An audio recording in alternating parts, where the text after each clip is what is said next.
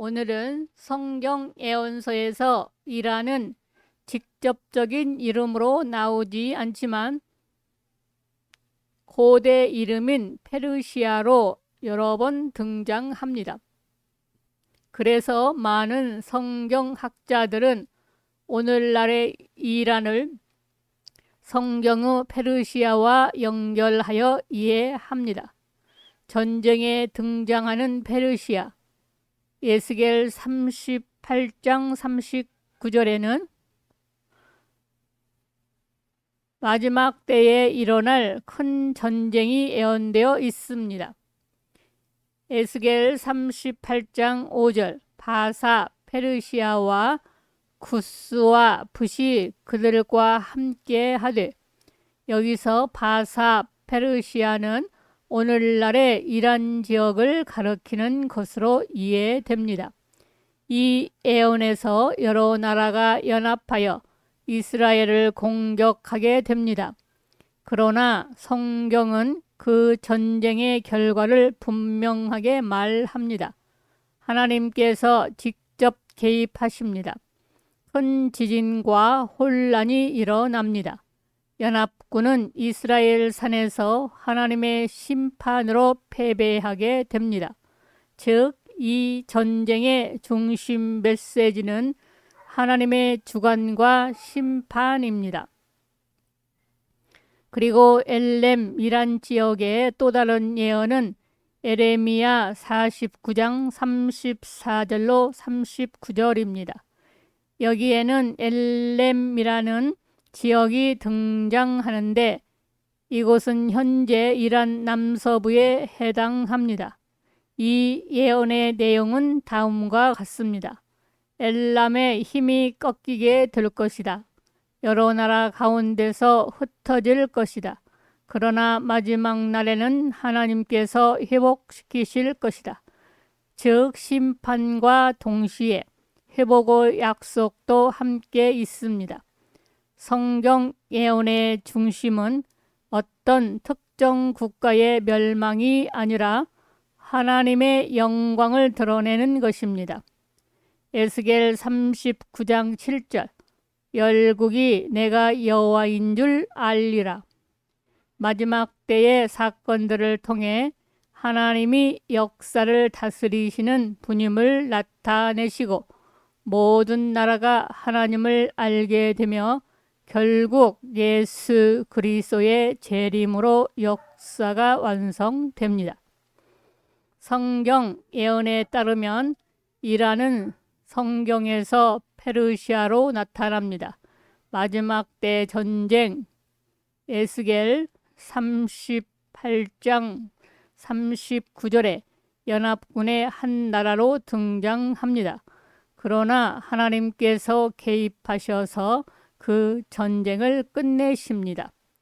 그리고 그 사건을 통해 하나님의 거룩함이 온 세상에 드러나게 됩니다. 이란과 중동이 성경의 마지막 때 예언에서 어떤 역할을 하는지 또는 요한계시록과 연결되는 종말의 순서도 성경적으로 설명해 드리겠습니다. 예수님은 마지막 때의 첫 징조로 복음의 세계적 전파를 말씀하셨습니다. 마태복음 24장 14절 이 천국 복음이 모든 민족에게 증언되기 위하여 온 세상에 전파되리니 그제야 끝이 오리라. 즉, 하나님은 마지막 때까지 선교와 구원의 역사를 계속 하십니다. 중동 중심의 큰 전쟁 이스라엘 에스겔서 38장 39절 그 다음에 많은 성경학자들이 말하는 사건이 곡과 마곡의 전쟁입니다. 등장하는 나라들은 마곡, 메섹과 두발, 페르시아, 이란, 구스, 붓, 고멜 등 이 나라들이 연합하여 이스라엘을 공격하지만 하나님이 직접 개입하시고 큰 지진과 혼란이 일어나며 침략군이 패배합니다. 이 사건을 통해 하나님은 내가 여호와인 줄 알게 하리라고 말씀하십니다. 그 후 성경은 적그리스도의 시대를 말합니다. 관련 성경 다니엘 7장, 데살로니가 후서 2장, 요한계시록 13장. 적그리스도는 세계적인 권세를 얻고 많은 사람을 속이며 하나님을 대적하게 됩니다. 이 시기를 흔히 환란시대, 대환란이라고 부릅니다.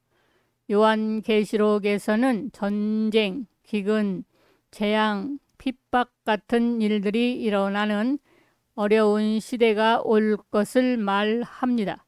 하지만 그 가운데에서도 하나님을 믿는 사람들은 보호받고 많은 사람들이 하나님께 돌아옵니다. 마지막 사건은 예수님의 재림입니다. 마태복음 24장 30절 그때에 인자의 징조가 하늘에서 보이겠고 사람들이 인자의 구름을 타고 능력과 큰 영광으로 오는 것을 보리라. 예수님은 악을 심판하시고 하나님의 나라를 완성하시며 새하늘과 새 땅을 이루십니다. 마지막으로 하나님은 완전한 새 창조를 이루십니다. 요한계시록 21장 1절 또 내가 하늘과 새 땅을 보니 그곳에는 눈물, 죽음, 고통이 더 이상 없습니다. 성경의 종말 예언의 목적은 두려움을 주는 것이 아니라 준비하게 하는 것입니다. 하나님은 역사를 주관하십니다. 모든 일은 예수 그리스도의 재림으로 완성됩니다. 그러므로 성도는 깨어 믿음으로 살아야 합니다. 감사합니다. 우리 주 예수 그리스도의 이름으로 사랑하고 축복합니다. 하나님 아버지, 아버지의 말씀을 듣는 아버지의 자녀들에게 복의 복을 주실 줄 믿고 감사드립니다. 샬롬.